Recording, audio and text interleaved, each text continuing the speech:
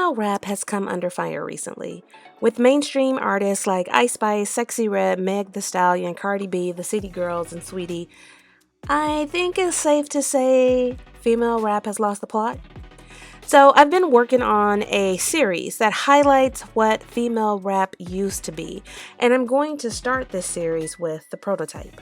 So, today on About the Music, I'm highlighting the LYTE MC Lyte. Now, I'm not a fan of rap nowadays, especially female rap. Unfortunately, there's no mainstream female equivalent to, say, Kendrick Lamar or Eminem or even Lil Wayne. Nicki has proven that she's more than capable of holding her own, but most of the time her music is just very watered down and stereotypical of what the music industry thinks female rap should be. And really, honestly, she's now considered a legacy artist, in my opinion, and she will need to soon pass the baton. She is aging out. So, female rap is kind of down bad, but it hasn't always been. There was a time when female rappers prided themselves on matching and exceeding their male counterparts' lyrical ability and delivery. And these female rappers told stories and shared life lessons as seen through the female lens and experienced by women. MC Lyte was born Lena Michelle Moore on October 11th, 1970 in Queens, New York. Raised in the East Flatbush section of Brooklyn, she began rapping at 13 and recorded her first track when she was 14. At the age of 13, she wrote I Cram to Understand You. This was a song about falling for a guy that she later found out was addicted to crack. This song would make it on her first album, Light as a Rock, which was released in 1988 on Atlantic Records. Growing up in Brooklyn was everything to me, a melting pot of Caribbean culture. I was one of two American families on my block. I wouldn't trade it for the world. Brooklyn is the place I was meant to be raised. My mom studied at Brooklyn College to become a teacher, and so you weren't really allowed to ask, what does that mean? You had to go to the dictionary and find out for yourself. I had to write essays for everything that I wanted to do, everywhere that I wanted to go. But what that did is it made me expressive in a way that I don't know I would have been able to really tap into. And so I thank her for that. Go check out the full interview over on The Griot. The link to the entire interview is in the description. Light as a Rock was and is the most important album in female hip-hop history because it was the first hip-hop album released by a female solo artist. So we can't talk about hip-hop trailblazers without discussing MC Lyte. She is the blueprint. And as I was doing this video, the male artists that she inspired, her impact was profound because I can't help but hear Special Ed. And I hear the influence she had on Special Ed because his flow, his cadence, his delivery is so much. There's so much MC Lyte in there. I could be wrong, but I doubt it. The first lady of rap, MC Lyte. Right there, right? Yeah. Oh, talk to me. Most definitely. Yo, I'm so glad you invited me down to be here. You didn't treat me kind of good, Chris. Yes, I am so happy you're here. I'm sure all the homeboys and the homegirls, because everybody's been asking, people wrote in on the show about MC Lyte. Can you get MC Lyte on the show? Right. Thank you. You're on the show. Yeah. How old are you now? 19. Just turned 19 October. Just a baby. You are respected a lot in the rap industry. Is it hard being respected as a young rapper? Yeah, I guess so. It's not so much hard to get the respect from your friends and your fans and the audience, but from rappers who have been in the business for a long time who don't think it's really fair that, Do you find it hard? But was it a challenge? Was it more of a challenge to you, being so young, to become a rap star because you're a female also? Do you have something to prove? I guess almost. I'm I really think like Salt and Pepper did a lot for females in general, but I think it was basically easier because I didn't have that much competition as male MCs do, because it's like a 2-to-1 ratio, and if there's like 20 male MCs and I was a male MC, I'd have 19 others to compete with. But being that I'm a female MC and there's like maybe 10 MCs, I only have 9 to worry about.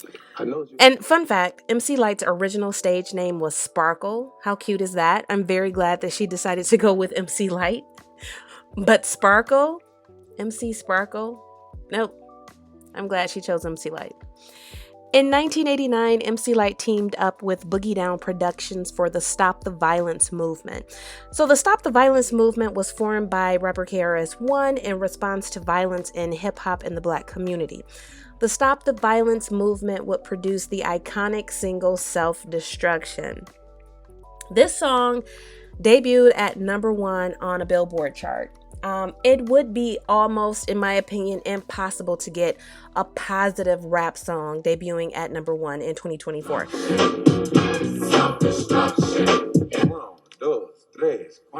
Funky fresh dressed to impress, ready to party. Money in your pocket, dying to move your body. To get inside, you pay the whole $10. Scotch tape with a razor blade, tape to your collar. Leave the guns in the crack and the knobs alone. MC Lyte's on the microphone, bum rushing and pushing, snatching and taxing. I can't understand why brothers don't be maxing. There's only one disco, they'll close one more. You ain't guarding the door, so what you got a gun for? Do you rob the rich and give to the poor? Yo, daddy, In 1989, MC Lyte also released Eyes on This, which gave us Cha Cha Cha, one of my favorites, the single that reached #1 on the Hot Rap Singles. Cappuccino, another one of my favorites. Stop, Look, Listen, another one of my favorites, and I Am the Light. Bust it. To some of you who really don't know, I'ma break it down to you. The word cappuccino is somewhat like coffee, then again not quite. It's creamy and smooth and it goes down light. They talk to the hip-hop maniac, the uptown brainiac in full effect. MC Lyte is back and better than before, as if that was possible. My competition, you'll find them in the hospital. Visiting time, I think it's on a Sunday. But notice, they only get one day to shine. The rest of the week is mine, and I'll blind you with the signs that the others have yet to find. So come along and I'll lead you the right way. Just clap your hands to the words I say. Come on.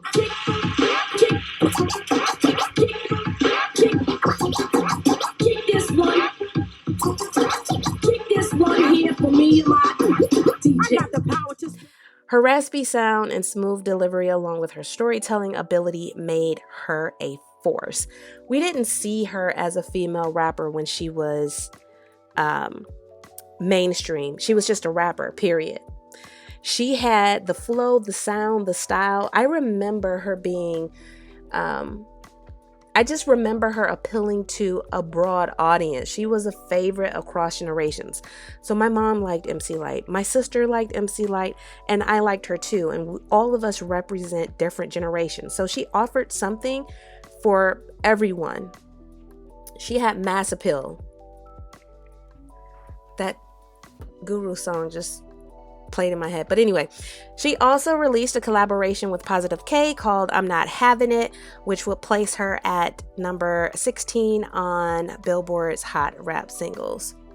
In 1990, MC Lyte performed at Carnegie Hall. She was the first hip-hop artist to do so. And let's just pause and break down the significance of performing at Carnegie Hall, because maybe in 2024 it's not that big of a deal.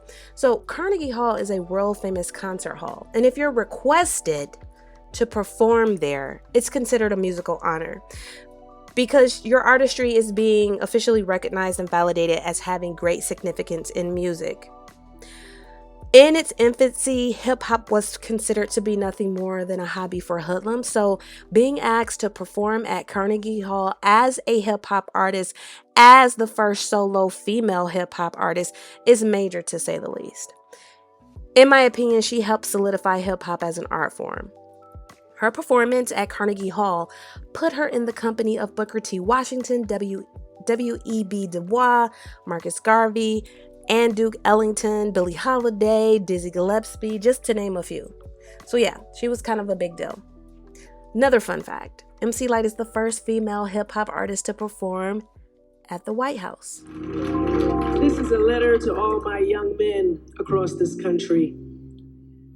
I know you gotta feel like your back is pinned against the wall. Most times. But in those times, you remain open. Closed minds will get you nowhere. Gotta move with no fear. So, dear, I salute you. Knowing everything you've been through is just a journey every man must take. The key for some is not to make the same mistakes and fall victim to the chaos the world creates. In the heat of the moment, you can mistake an ally for an opponent and wipe your own out. What a waste. And in the face of haste, you discover that it's too late. 1, 2, 3, let's go!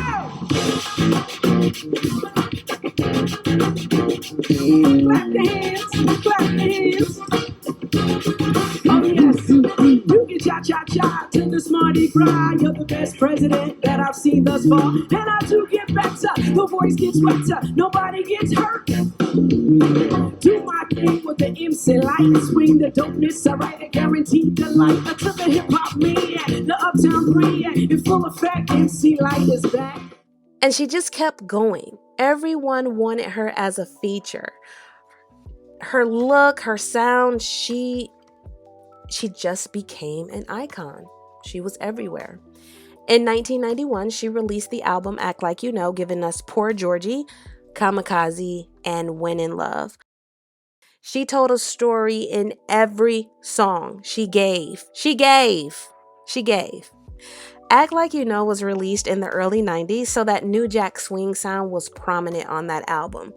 The album would be her first entry on the Billboard Hot 100. Lyte also took part in the collective HEAL, which stood for Human Education Against Lies, for the Heal Yourself single. The Black community was facing many challenges, crack being one of the biggest at the time. And the hip-hop community didn't shy away from these issues. They tried to make music to combat the violence, inequality, and drug abuse that was happening. MC Lyte always took part in these conscious collectives, which shows the caliber of artist she was.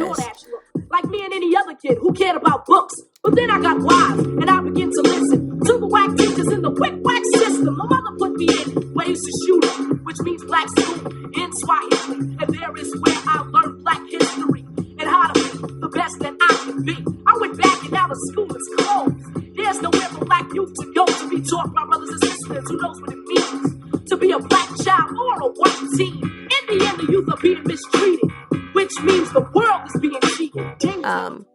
In 1993, Ain't No Other was released, and we were all out here talking about we need a roughneck. Gotta get a what? Yeah, get a Joe. Gotta get a rough.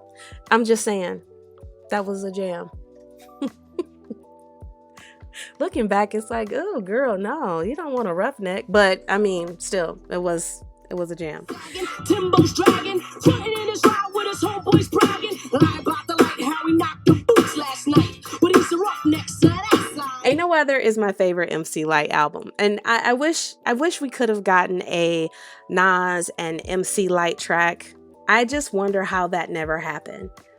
How in the world of hip hop do we not have Nas on an MC Lyte track, MC Lyte on a Nas track? Like, come on, they would sound amazing together. They really would. Anyway, Roughneck would become her top 40 single on the Billboard Hot 100, peaking at number 35. She would also get a Grammy nomination for it. And I guess she just had to be around because she did not win that Grammy, but that song was everywhere. Everywhere. And I mean, the song was played 2 times every hour on the radio, and I know because I would record my mixtapes off of the radio, so I knew the schedule, the hourly schedule, what songs would be played when, what the countdown would be. So yeah, Roughneck was 2 times every hour. The video was in heavy rotation on the box, and just in case you don't know what the box is, before YouTube, long before YouTube, we had to call in and pay for a video to be played on the TV. And this channel was called The Box. All it did was play music videos, and it was like on-demand music videos, basically. So the only reason she didn't get this Grammy, though, is because Dr. Dre got it for Let Me Ride, which was crazy. And if you know anything about the 90s, Dr. Dre was on a tear, and he was really just getting started. In 1996, she released Bad As I Wanna Be, which gave us the standout Cold Rocker Party, which featured Missy on the Bad Boy remix. And one day, I'll have to make a video on the art of the remix and how Bad Boy capitalized on it to put the industry in a chokehold during the 90s. Because, baby, listen, there was nothing like a Bad Boy remix in the 90s, and those remixes did not miss. Now bubbling in my way, let it rain. Ain't no sort up in the game. Still want you to say, ain't a thing changed. Instead of knocking boots, we be kicking down Gore-Tex. Except it ain't raw sex, roughnecks. Throw your hands in the air. Let me hear you say, oh yeah. Trust you, me, I blow up shop. About to blow the roof right off of hip hop. I rock the party that rocks the body. You rock the party that rocks the body. I rock the party that rocks the body. You rock the party that rocks the body. Saying they didn't miss. You was gonna bop to that remix. This was guaranteed. It was guaranteed. Her next studio album, 7 and 7, was released in 1998 with features and collabs from the Neptunes, LL Cool J, and Missy. MC Lyte has actually collaborated with so many people. We could just say she's collaborated at some point in some way with the entire industry. She's collaborated with Common, Bilal, LL, Busta, Yo-Yo, Queen Latifah, Janet Jackson, Beyonce, Escape. I mean, that's just naming a few. Seriously, just naming a few, because the list is extensive. She's collaborated with everyone. In the peace, I come in peace, but I got the need to be released. Now who from the chosen shall I choose? Yeah, now you wish you was in his shoes. I found me a new this year that knows how to handle this here. Now I look forward to going home at night. Brother does me right under the candlelight. Wax upon my back, can I handle all of that? Yes I can why not? If I wanna, yes I can. More honey than a bumblebee high, pulling 69 ways out my archive. Sweet like liquor, sugar for my booger, juicy like high C or an IC. I got to make your write a bad check, cause like I said, I ain't afraid of this. Lyte was also a part of the rap remix of Freedom from the Panther movie soundtrack. And when I tell you that song is iconic, it was positive, it was well done, it was well received, the video was amazing. See, here's the thing. If we tried to put something like this together right now with female singers, because all of the female singers featured in that video, they were active at the time. So what? We see Aaliyah, we see Vanessa Williams, Brownstone's in there, SWV is in there, of course Mary J. Blige is in there. There are so many vocalists contributing to this song, and they were all active. We don't have that many active female vocalists. Here we go now. Listen, if I'm boom for rule, I be the ruler like Slick Rick. Hit with this quick-witted Adidas wearing chick. Papa got a brand new bag. Mama got a brand new jag. Or go tag. I ain't no old hag. I represent not only in the kitchen, in the bedroom, but also in the boardroom. So give me more room. Deny my opportunity. You in jeopardy. Yo, set me free. Don't hinder me, let me be. I'm fighting for freedom. I got the heat in case you need them. Straight soldier. Ain't nobody told ya. Hold up on them lies. I know your games and your plans. Do whatever you can to impress the man. But when it's time to drop the ball, bring the funk in the song. You say you never met a sister so strong. You're wrong now. How can we be free? It takes you and it takes me to blend together in harmony and peace and love and all of the above. Sisters coming together representing one love. No disrespect, but we gotta get it together. No matter what's the weather, sisters gotta stick together. And sisters be strong, don't let them steer you wrong. Hold on, cause sisters got it going on here. These are the things that you can do and the things you ain't supposed to. So where my brother when I think I'm getting closer? That's when I tend to think of Rosa. How once it took a seat to make a stand, but now it's standing. We got more demands and they never thought and planning that a wish for us to sit would be a